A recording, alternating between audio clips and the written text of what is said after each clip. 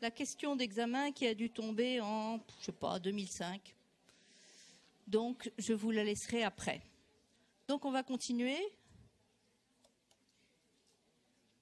avec la moelle spinale. Donc, on a vu qu'elle est située dans la colonne vertébrale. Premier point important, et je vous l'ai dit tout à l'heure, elle naît en continuité avec le tronc cérébral. Et en fait, elle va naître au niveau de la première vertèbre cervicale.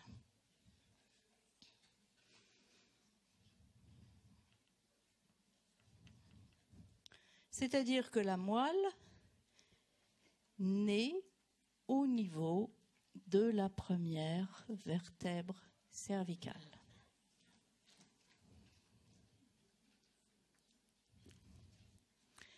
Le foramen magnum est situé au-dessus.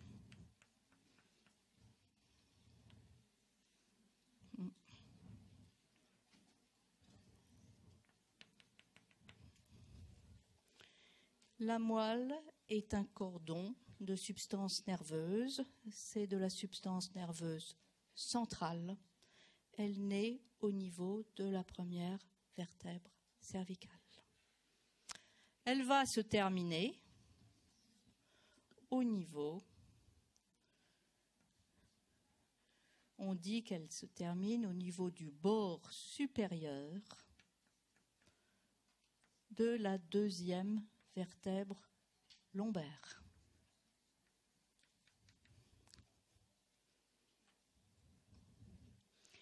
La moelle, c'est une succession de segments médulaires. À chaque segment médulaire va correspondre un nerf spinal. Le premier nerf spinal va donc passer au-dessus de la première vertèbre cervicale.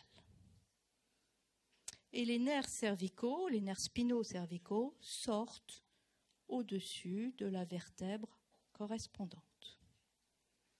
Il existe 7 vertèbres cervicales.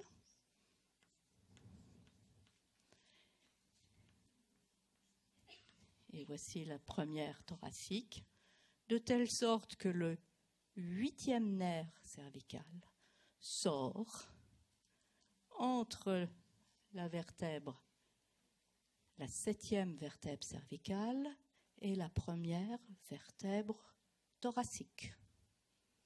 À partir des vertèbres thoraciques, le nerf spinal correspondant va donc sortir en dessous de la vertèbre correspondante.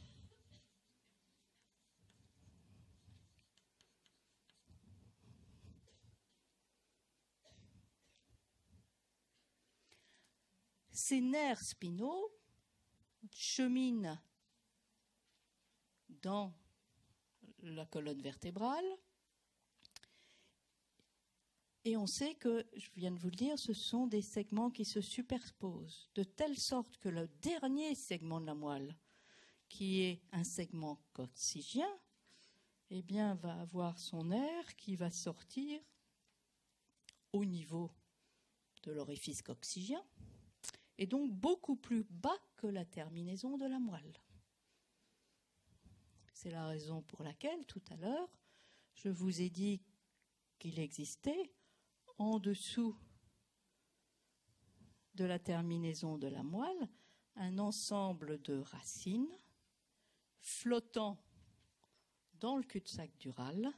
Et cet ensemble de racines qui naissent des segments médulaires et qui vont rejoindre très bas leur foramen intervertébral et qui flottent dans le liquide céphalo-rachidien, s'appelle la queue de cheval.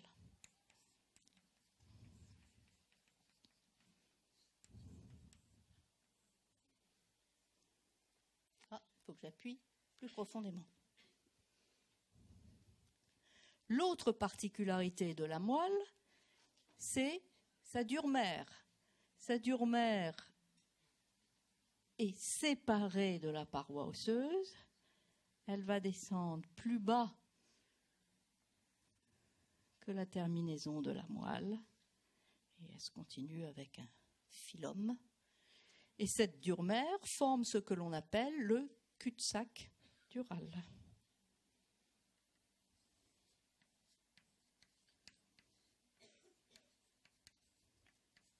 Dans ce cul-de-sac dural existe du liquide cérébrospinal. Le seul endroit où la durmère est normalement attachée, c'est au niveau du foramen magnum. Dès qu'elle a quitté le foramen magnum, elle est détachée de l'os.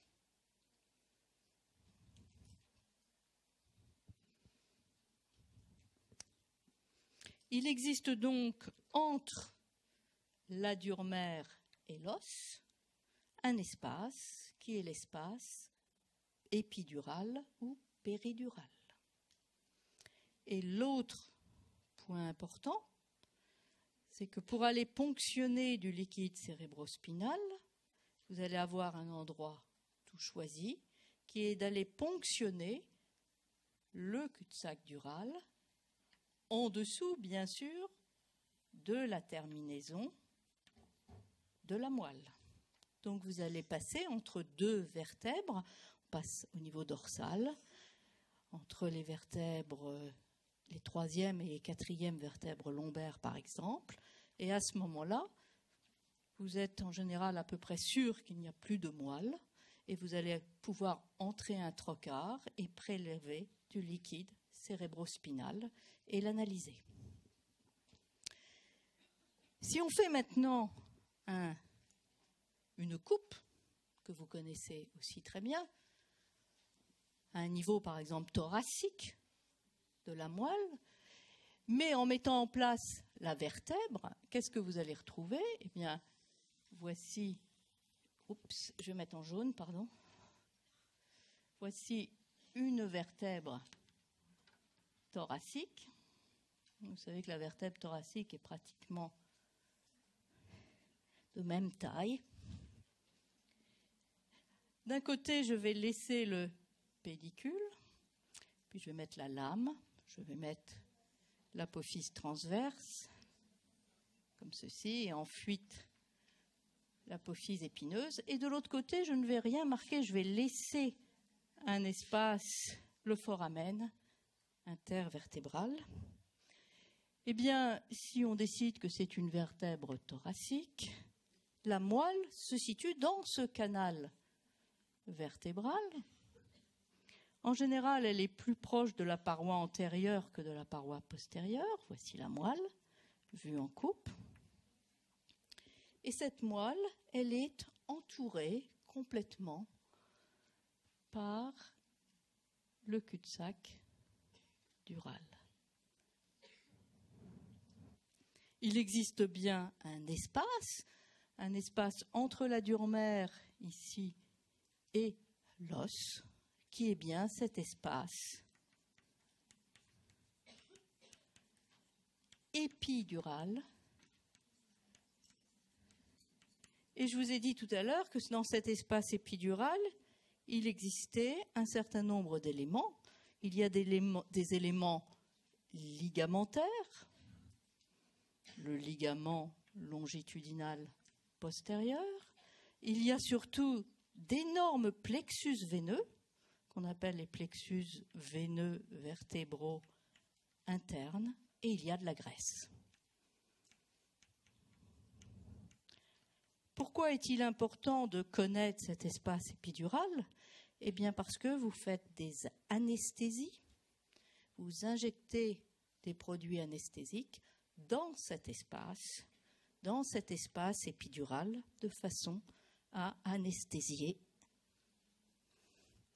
les éléments nerveux situés à ce niveau. Il s'appelle épidural, mais il s'appelle aussi péridural, et notamment les anesthésistes les appellent péridural. D'où le nom de péridural. Mais en anatomie, le nom c'est épidural. mais j'ai l'habitude de dire les deux noms. Autre chose que nous avons déjà vue, c'est qu'il y avait une racine antérieure, une racine postérieure avec le ganglion qui sortait pour faire le nerf spinal et que vous aviez immédiatement une division de ce nerf spinal en deux rameaux.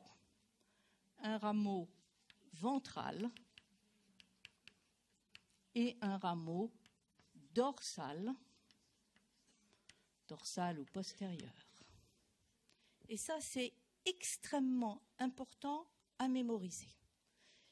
Le nerf spinal qui naît des deux racines venant de la moelle va donner à la sortie du foramen intervertébral deux rameaux, un rameau ventral et un rameau dorsal. Le rameau dorsal ira innerver tous les muscles des gouttières paravertébrales. Le rameau ventral ira innerver toute la partie antérieure du corps. Si on se situe au niveau thoracique, eh bien, le rameau ventral va correspondre à un nerf intercostal. Si maintenant on se situe au niveau du membre supérieur, eh bien, les rameaux ventraux vont s'anastomoser pour donner le plexus brachial.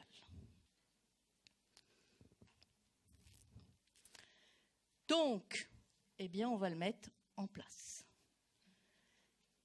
Vous allez avoir, alors je suppose que vous le savez, que vous le connaissez, mais on va quand même le mettre en place. On va dire qu'il existe une moelle et que cette moelle, à ce niveau-là, est renflée. Que cette moelle renflée, comme on le verra présente des segments. Normalement, le plexus brachial est formé par les rameaux ventraux des 5e, 6e, 7e, 8e nerfs cervicaux et premier nerf thoracique. Ça veut dire que vous allez avoir une racine, un rameau ventral du 5e nerf spinal qui va venir s'anastomoser avec le rameau ventral du 6e nerf spinal, alors que le rameau ventral du 7e nerf spinal va rester seul, que le 8e nerf spinal, son rameau ventral va s'anastomoser avec le rameau ventral du premier thoracique. Vous allez avoir ainsi formation de tronc, un tronc supérieur, un tronc moyen et un tronc inférieur.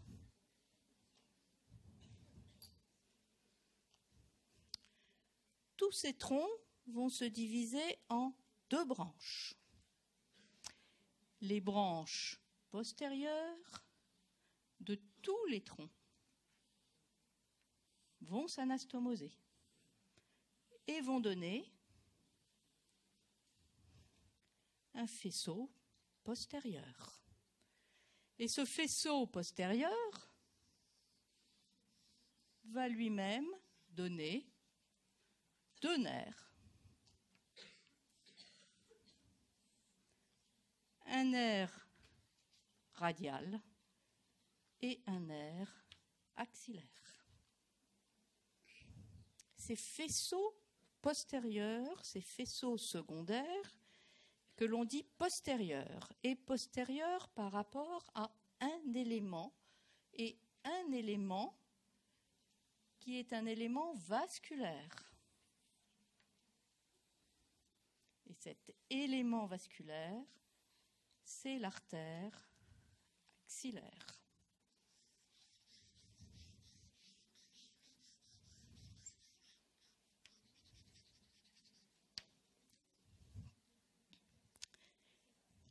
le tronc supérieur va avoir une branche antérieure qui va s'anastomoser avec la branche antérieure du tronc moyen. Et il va y avoir un faisceau antérieur et latéral qui va se former. Ce faisceau antérieur et latéral va donner le nerf musculo-cutané et va donner la branche latérale du nerf médian.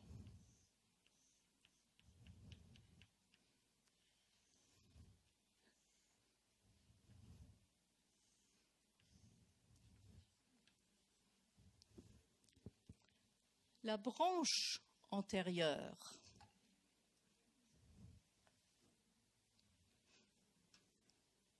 que je vais faire en jaune du tronc inférieur va rester indépendante. Elle va donner la racine médiale du nerf médian et elle va donner les autres nerfs du plexus brachial, à savoir le nerf ulnaire, le nerf cutané antébrachial et le nerf cutané brachial.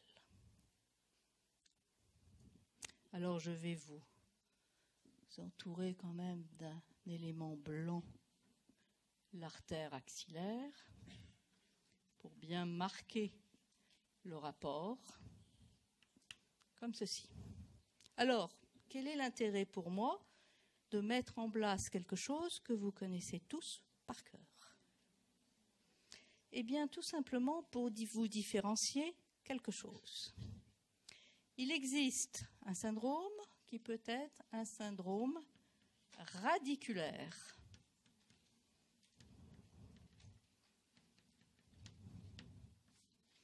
Ce syndrome radiculaire correspond à une atteinte soit d'un segment médulaire, soit d'un rameau ventral. Et ce syndrome radiculaire, cette atteinte radiculaire, doit complètement se différencier d'une atteinte tronculaire, qui est une atteinte d'un tronc nerveux.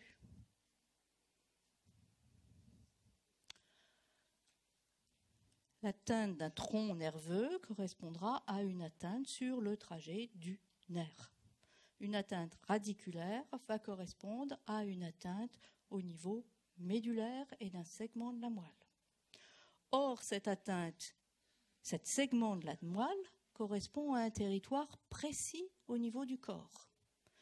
C'est un territoire métamérique, de telle sorte que pour le plexus brachial, il est fort possible de connaître ce que l'on appelle le dermatome du plexus brachial, c'est-à-dire le territoire radiculaire de l'origine du plexus brachial. Et on va donc dessiner un membre supérieur avec ici la taille, ici le membre supérieur et la main. Si vous tracez une ligne comme ceci, juste au milieu de la face antérieure du bras, vous allez aller jusqu'à la main et vous allez aller jusqu'au majeur. Le majeur va correspondre au territoire médulaire C7, septième cervical. Le segment médulaire, le dermatome correspondant au septième segment cervical. De part et d'autre de cette ligne, vous allez pouvoir disposer, les dermatomes, des autres segments médulaires. Donc vous allez avoir au niveau de l'épaule le quatrième, car il existe une anatomose venant de C4 et du plexus brachial. Ensuite, vous allez avoir le segment, le dermatome du cinquième segment cervical. Puis vous allez avoir le dermatome du sixième segment vertical. En d'autres termes, ils seront situés sur la face latérale du bras. Au niveau du deltoïde, C4. La partie externe du bras, C5. La partie externe de l'avant-bras, C6. Le majeur, C7. Et vous continuez à l'intérieur.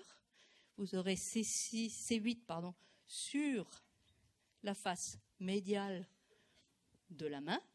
Et puis vous aurez ensuite T1. Et enfin, au niveau de la face médiale du bras, vous aurez déjà le deuxième segment thoracique, car là aussi, il existe une anastomose avec le deuxième segment thoracique au niveau du plexus brachial. Quand on parle de ça, on est au niveau du système nerveux périphérique. Le plexus brachial, c'est du système nerveux périphérique.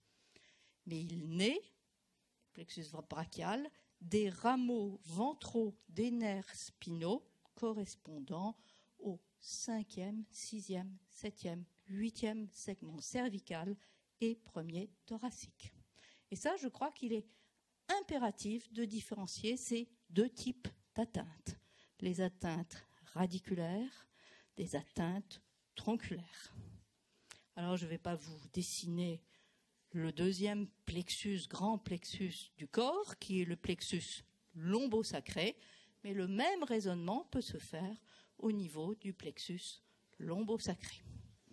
Donc là, nous étions au niveau du plexus et avec un exemple, le plexus brachial. Maintenant, nous allons revenir à la moelle proprement dite et nous allons décrire ce qui va correspondre au système nerveux central médulaire. Oups. Ça marche. Donc, on va faire une vue antérieure de la moelle.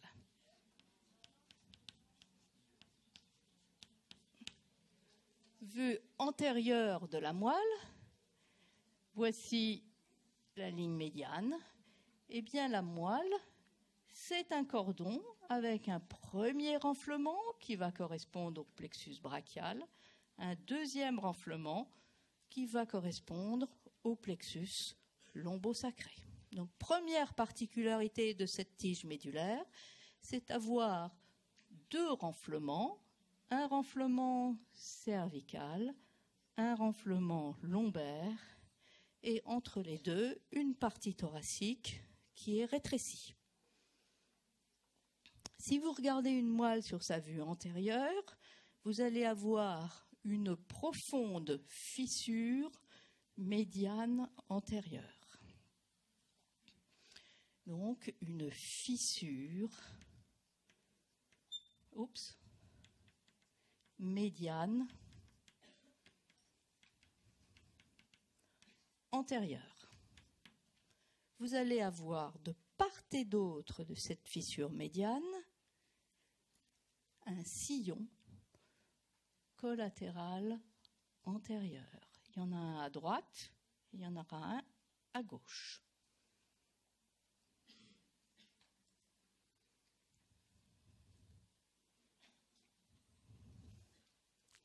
Maintenant, si vous faites une coupe de moelle, que va-t-il se passer?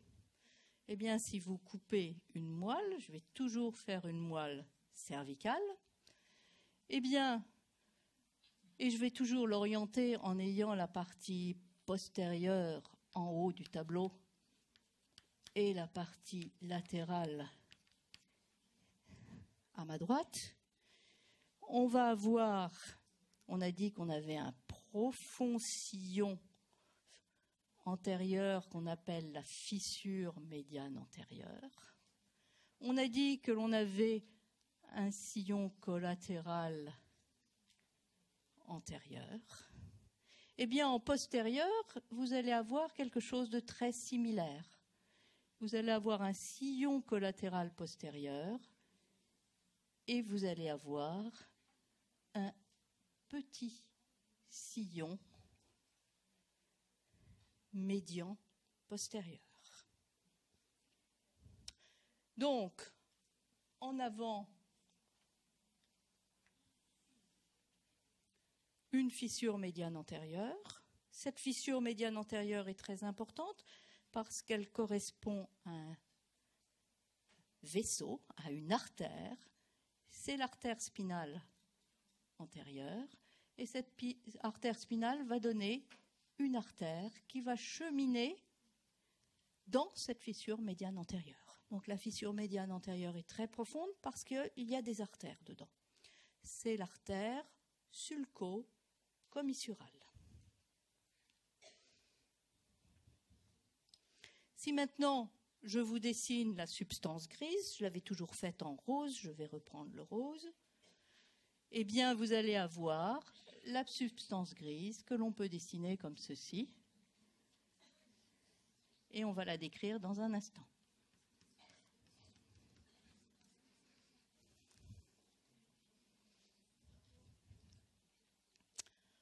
Entre la fissure médiane antérieure et le sillon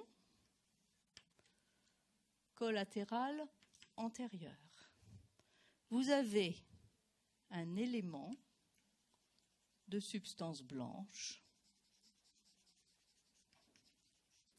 qui va porter le nom de cordon antérieur. Donc, entre la fissure médiane antérieure et le sillon collatéral antérieur, toute la substance blanche portera le nom de cordon antérieur.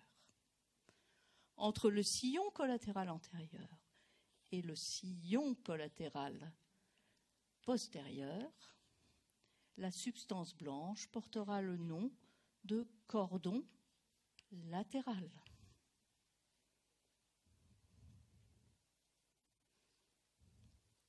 Entre le sillon collatéral postérieur et le sillon postérieur, vous aurez le cordon postérieur. Quand on parle de cordon, automatiquement, c'est de la substance blanche.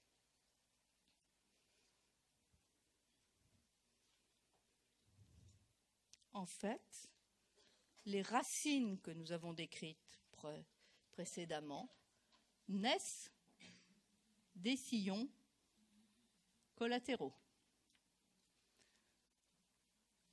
Racines postérieures ou racines antérieures, les deux racines de la moelle naissent dans les sillons collatéraux. Antérieur pour l'antérieur, postérieur pour la postérieure.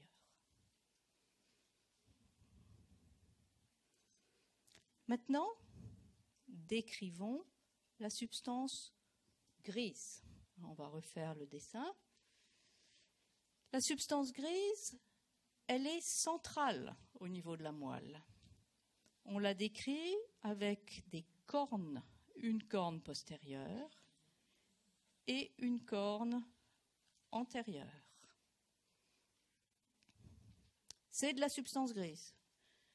Comme c'est de la substance grise, c'est fonctionnel. C'est dans cette substance grise que va s'intégrer les informations qui vont arriver à la moelle. Donc il existe une corne postérieure et il existe une corne antérieure de la moelle. Cette substance grise est profondément située et sera complètement entourée de substances blanches. Donc on peut refaire le dessin de la substance blanche avec une fissure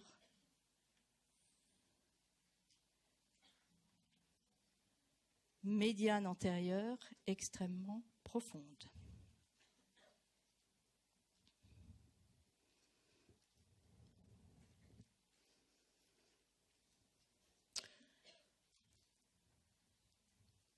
Qu'est-ce qui va arriver dans cette corne postérieure? Qu'est-ce qui va partir dans la corne antérieure? La corne postérieure va recevoir, grâce à la racine postérieure, des fibres venant de la périphérie, des fibres nerveuses venant de la périphérie, ayant leur corps cellulaire dans le ganglion spinal, et ils vont arriver à la corne postérieure. Et là, la destinée de ces fibres va être différente. La fonction élémentaire de la moelle, c'est une fibre sensitive qui va aller jusqu'à la corne antérieure et venir informer la cellule par excellence de la corne antérieure, qui est le motoneurone de la corne antérieure. Motoneurone. Et ce motoneurone aura un axone qui sortira par la racine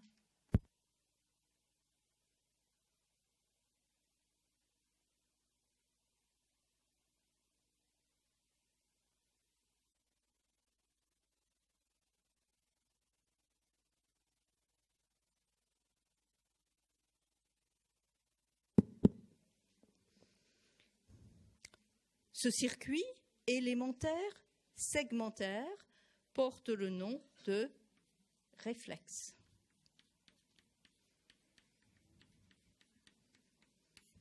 Et vous allez explorer en clinique tous les réflexes du corps. Celui que vous connaissez le mieux, c'est le réflexe rotulien.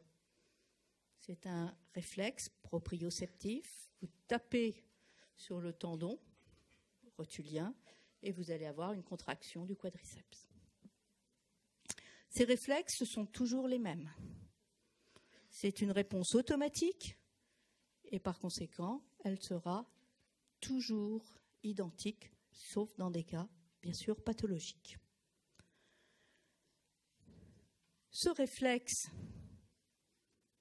cette action médulaire au niveau de la moelle, va être en fait modifiée par toute l'information qui va descendre des centres qui sont situés au-dessus de la moelle.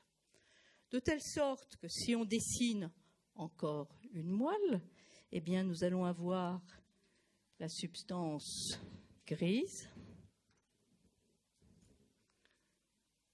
postérieure, la corne antérieure de la moelle.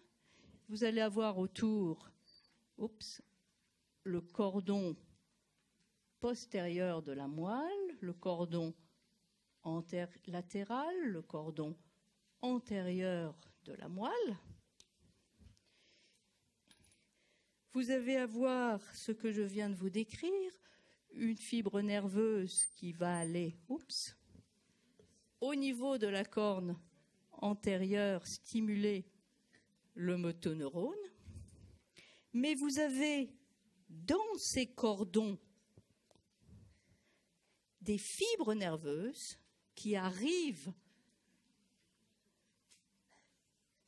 du cortex, par exemple, qui vont descendre dans ces cordons, soit le cordon latéral pour ce qui concerne du faisceau cortico-spinal, latéral, qui s'appelle aussi croisé et que nous reverrons demain, et qui va aller informer les motoneurones. Donc il existe un faisceau cortico-spinal, cortico c'est-à-dire qui vient du cortex, spinal ça veut dire qu'il va à la moelle, il est latéral car il est situé dans le cordon latéral, et il est croisé parce qu'il va se croiser au niveau du tronc cérébral, on le reverra demain. Et ce faisceau va aller moduler l'action du motoneurone et moduler l'activité réflexe. Mais il existe un autre faisceau du même type, situé dans le cordon antérieur et qui va s'appeler le faisceau cortico-spinal antérieur. Il est aussi appelé direct, car il ne croise pas la ligne médiane au niveau du tronc cérébral. Et lui, il aura comme particularité, et nous le reverrons, de venir moduler les motoneurones, mais en croisant la ligne médiane à chaque segment médulaire. Il va en fait moduler l'activité des motoneurones des deux côtés. Un rameau va croiser la ligne médiane, l'autre rameau va rester ipsilatéral, du même côté que la ligne médiane. Et bien sûr, ils ne vont pas informer les mêmes muscles. Ceux qui seront situés proches de la ligne médiane, eh bien, ce seront les motoneurones qui vont aller aux muscles que l'on dit axiaux, c'est-à-dire aux muscles qui vont du tronc et qui vont entraîner donc une activité du corps, une modification en fait de la position du corps. Donc les muscles axiaux. Alors que le faisceau corticospinal va aller moduler les motoneurones qui vont aller aux membres, et par exemple aux membres supérieurs. Donc il existe dans la moelle un certain nombre d'éléments destinés soit aux muscles distaux du membre supérieur, qui vont donc cheminer dans les fibres du plexus brachial, soit des motoneurones qui vont être attribués pour les muscles du tronc et qui vont donc ne pas être modulés de la même façon par les informations qui viennent des centres sous-jacents.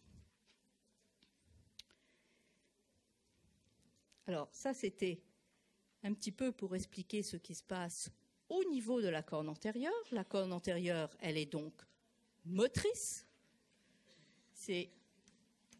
Elle va être complètement, elle va moduler l'activité des muscles. La corne postérieure, classiquement, elle est sensitive. Donc si on refait encore une fois une moelle, et si on regarde ce qui se passe au niveau de la corne postérieure, eh bien, voici la corne postérieure, voici la corne antérieure, voici le cordon postérieur d'une moelle cervicale, le cordon latéral, voici la fissure médiane antérieure. Je vous avais dit que la racine, ici, postérieure, était une racine avec le ganglion spinal et que dans cette racine postérieure arrivait une fibre de la périphérie, sensitive, ayant un corps cellulaire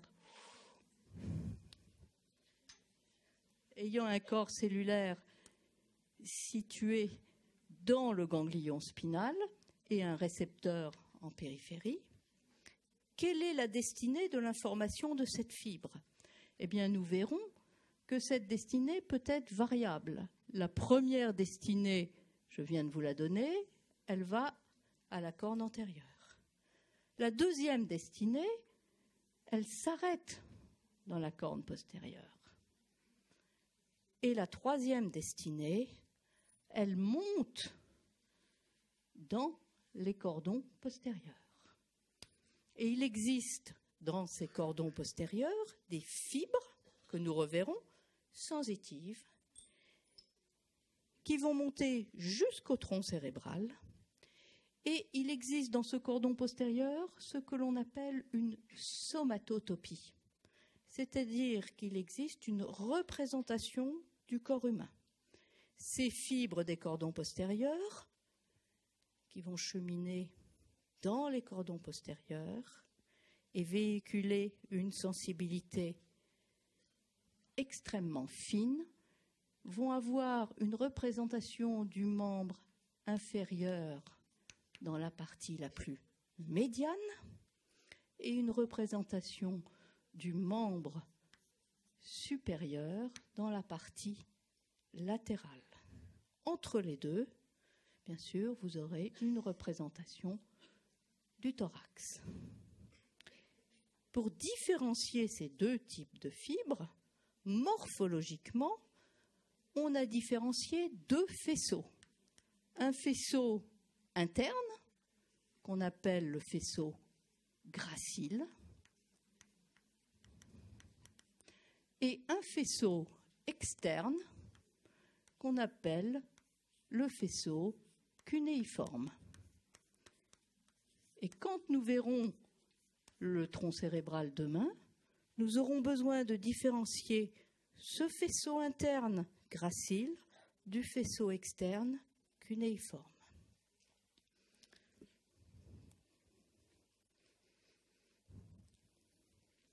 Alors, un dernier point.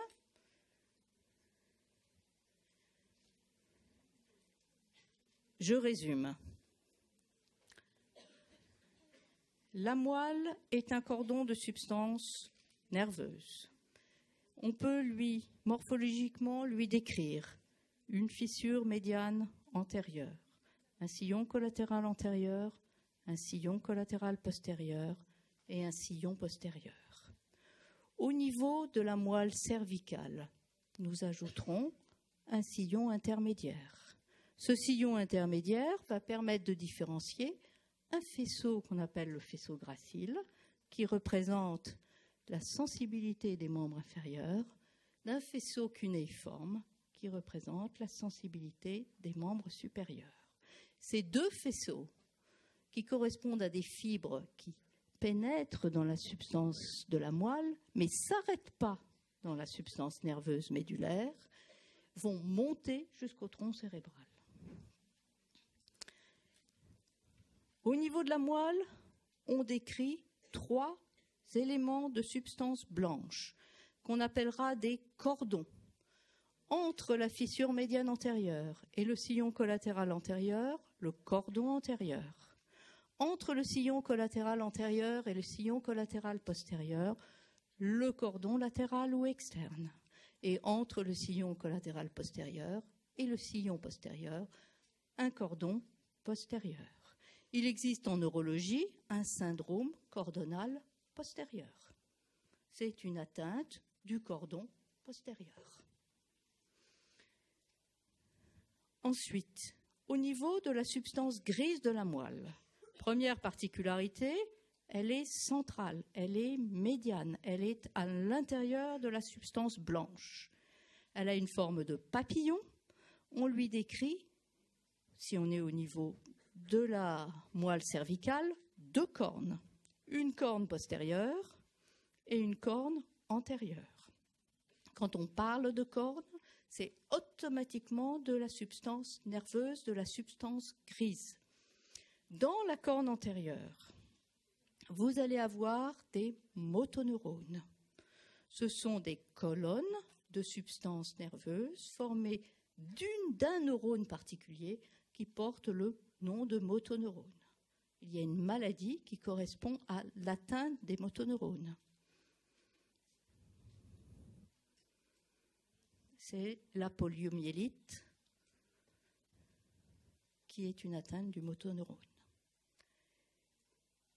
Ces motoneurones vont recevoir une information venant des fibres sensitives. La fonction élémentaire de la moelle, c'est l'arc réflexe. C'est une fibre sensitive qui va informer directement un motoneurone. Vous aurez une réponse réflexe automatique, stéréotypée, toujours la même dans les cas normaux. Cette substance grise, à laquelle on décrit une corne antérieure motrice, une corne postérieure motrice, je vous rappelle que dans le premier cours, on a vu qu'il existait aussi une corne latérale.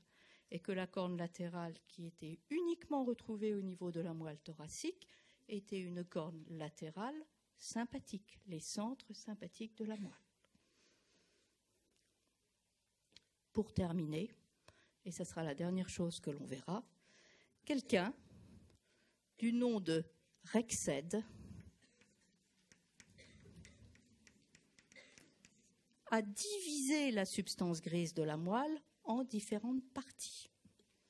Donc, si on refait encore une fois la substance grise de la moelle, la corne postérieure, la corne antérieure, vous allez pouvoir diviser depuis l'apex, depuis le sommet de la corne postérieure, en différentes couches,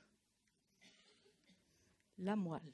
La corne postérieure correspond à 6 couches, numérotées en lettres romaines.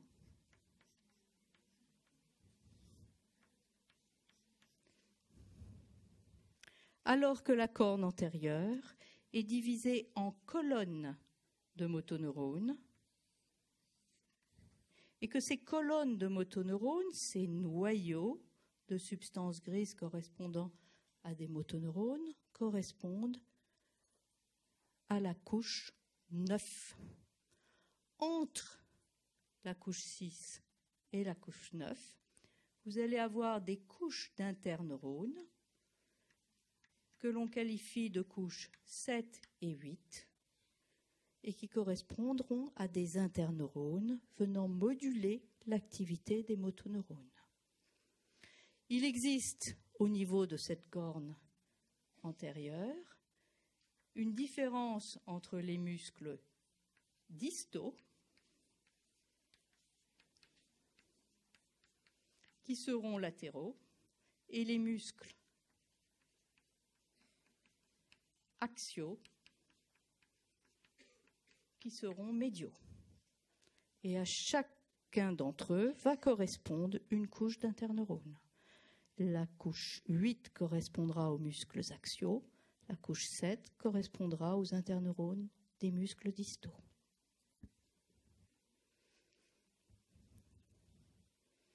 Et là aussi, il existe bien sûr une somatotopie au niveau de ces différentes colonnes de motoneurones.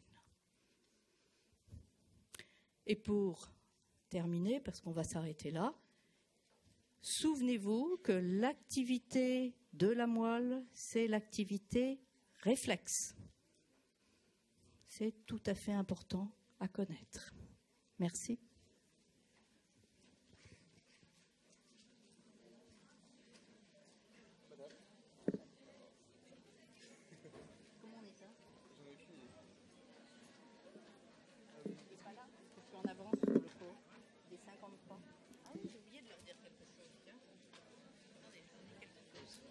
Interactif, c'est quoi? Ça? Non, c'est pas ça. Tableau, c'est pas là. Non, c'est pas ça.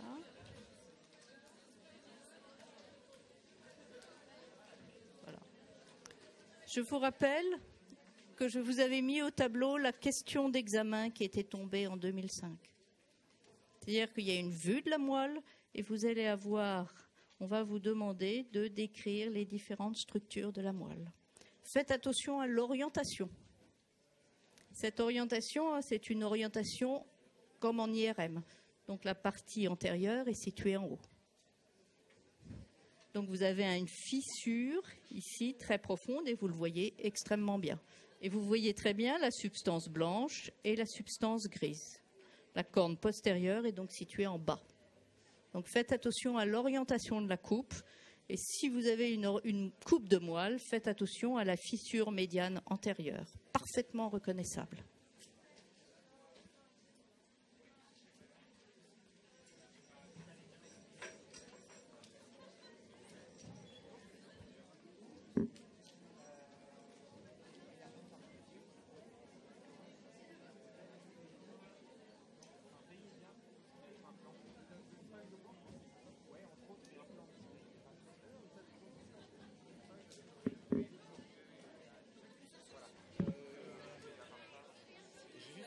question si vous avez... Alors j'en sais rien du tout. L'enregistrement, c'est ça? Arrestream. Sans doute. Mathieu, tu t'y connais en commande de ça?